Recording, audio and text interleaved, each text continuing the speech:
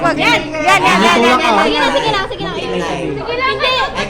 Kahit wag titlay. Next. Punta mo sa like. Yan. Kahit hindi mo itiklay. Yan. Gitna mo.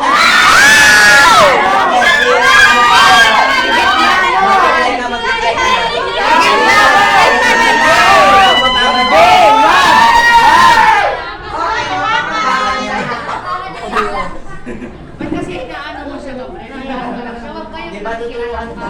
No, hindi. Sabi ko. Ikaw na lang. Ay, ano yan? Uy. Kamayan ang nakasamaan mo sa loob ng class. Yung ano parang wala siyang kaway. Nakasamaan ng loob. Parang nalalis ka sa Sige, ito daw pero alam ko ito.